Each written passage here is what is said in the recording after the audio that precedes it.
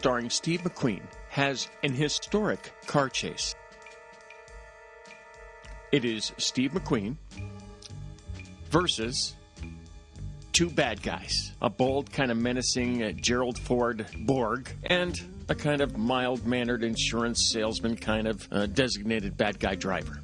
But the unsung hero in the classic Steve McQueen car chase in Bullitt is the driver of the Green Volkswagen. And this film is dedicated to that valiant stunt driver whose talents have been neglected until I've uncovered his genius.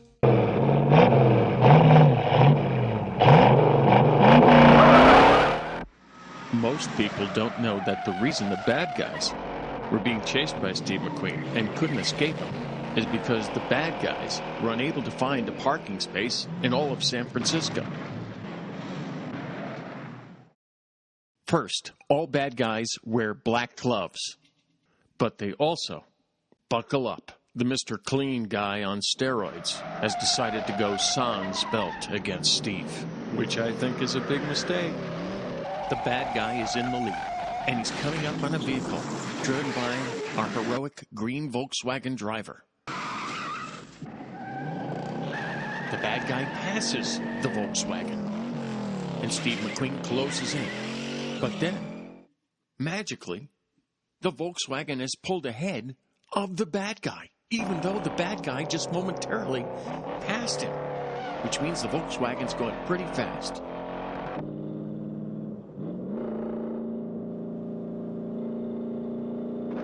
And after several turns, and going about 80 or 90 miles an hour, who is still ahead, in the lead? The Green Volkswagen, and being passed again by the bad guy, and soon to be passed by Steve McQueen.